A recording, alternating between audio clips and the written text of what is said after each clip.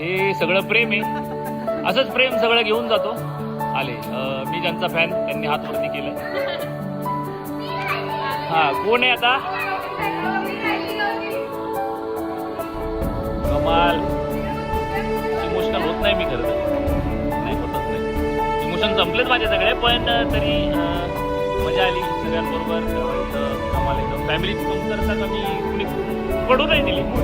हा मोठी झाली, फॅमिली वाढली आणि आता मी कंबल मारायला लागलोय म्हणजे कदाचित इमोशन येतील. Bye bye bye.